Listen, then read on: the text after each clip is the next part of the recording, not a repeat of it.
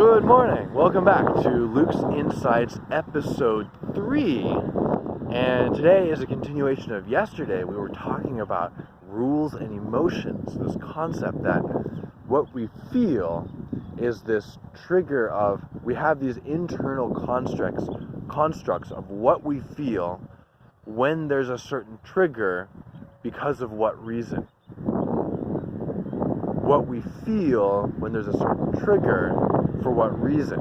So an example that I had used yesterday, of a negative kind of feeling example, would be that I feel hurt if someone's not communicating with me because they must not value me.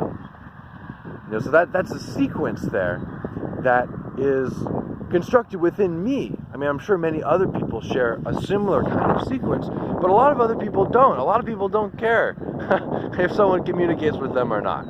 It's, another kind of perspective could be, I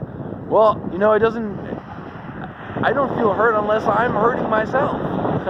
So that's a much better kind of rule, because then I or you or whoever would not be dependent upon and reactive to the actions of others. So we were talking about how we have these kinds of rule structures inside, and how we can change those rule structures in ways that make life, more joyful, and that help us be more productive and effective, creative and fulfilled.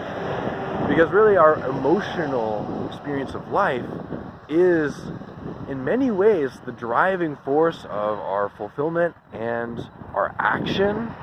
How often do you do something you don't feel like doing? Or maybe you do it, but do you really keep it up over time? Do you really enjoy it? Do you really give it your all? Probably not. I certainly don't. So we're focusing right now on restructuring the way that we make meaning and the way that we trigger different kinds of emotions to support what we really want to experience and accomplish in life. Now we're going to look at the other side of these rules, which are, instead of the rules that give us pain, the rules that give us joy, the rules that give us fulfillment, the rules that give us the feelings that enrich our lives. So the rule structure here is, and we want to make it really easy to achieve joy, to trigger fulfillment, any kind of emotion that's really life-supporting. And that is not to say that we're trying to make it so we can just sit on the couch all day and feel fulfilled. That's not the idea here. But we're trying to set up triggers that, hey, maybe you want to sit on the couch and feel fulfilled. Why not? Who am I to say what's right in life? But probably most of us will be finding meaning in making some kind of specific contribution to life, and by moving and by, feeling like we're growing in some way, but it's up to you. So the rule structure here is, anytime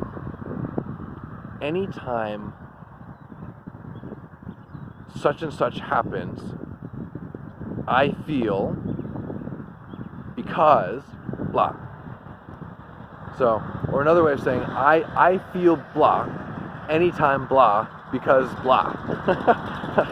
That's the structure with all the blahs. So, one that I was just working on momentarily ago, before making this video, is I feel incredible anytime I know that I'm growing, because I know that I'm on the path of infinity. How about that?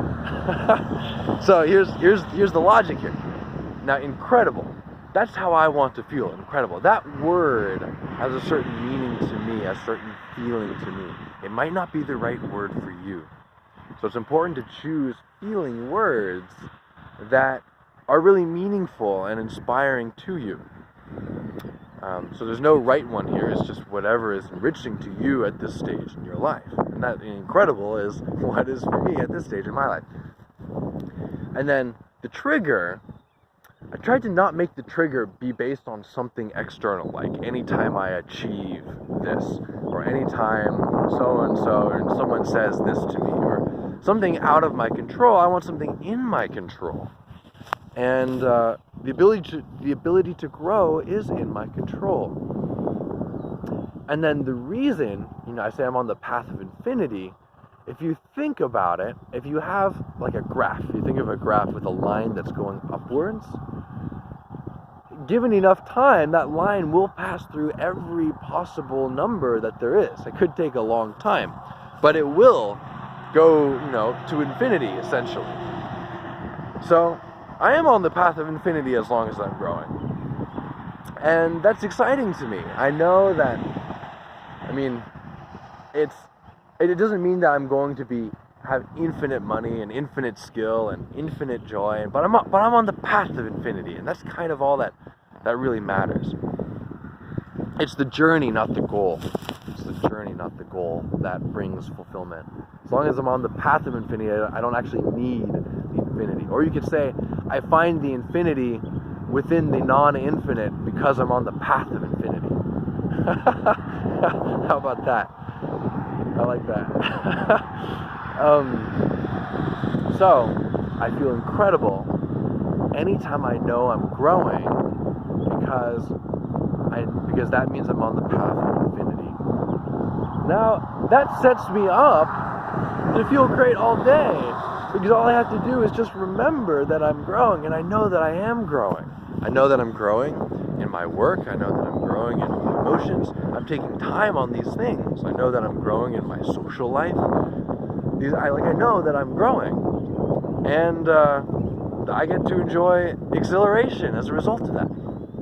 So imagine what it would be like if you had a bunch of rules like that set up in your mind. Maybe one for love, like you feel like on one that I'm seeking to cultivate more is that I feel love anytime I make eye contact with another person. Now that's sort of dependent upon another person, but it's kind of not, because it's so reliably available. I make eye contact all day, every day. Like what if I felt a cosmic connection anytime I made eye contact? And I think that's possible when I actually slow down enough. Speaking of slowing down, when I actually slow down enough to perceive how beautiful someone really is, when I look into their eyes, it's like, it's right there. That cosmic being is right there. I just need to slow down and let go of my fear of rejection. I get kind of nervous when I really make eye contact with someone, because it triggers a kind of intimacy inside that I find frightening. I think because I'm afraid of opening up and then being, rejected, essentially. So, but I'm going to be working towards letting go of that fear. So here, I'm afraid of being rejected. That's a kind of negative rule that's not serving me right now. Maybe it served me at some point, but it's not serving me now. It's inhibiting me from really feeling the kind of joy. And rejection, what does it even mean to be rejected? What does that actually mean? I might be thinking, anytime I open up an intimacy and somebody else closes down, that's horrible. The rejection. Of course I won't want to open up, because I can't control if someone closes down. And if other people are at all like me, they're closing down to protect themselves too. So, to be a pioneer of openness and not rejecting others, it's time to reframe what rejection is. And then when I reframe it too, I probably won't be so afraid of it either. So these are some examples of shifting rules to enrich life and to reduce pain and to enjoy life more fully. My practice at this time is to go outside, where I am right now, and walk on a trail in nature where I have some privacy for about half an hour and just restructure my inner rules by kind of noticing what brought me pain yesterday and how can I restructure those rules, and thinking of what kinds of feelings do I want more of, and then restructure my rules to support having those feelings. It's been a total joy to be with you this morning. Send your questions, comments, anything. Share the video if you like. I love you. I can't wait to see you tomorrow. And that's it for now. Love and light.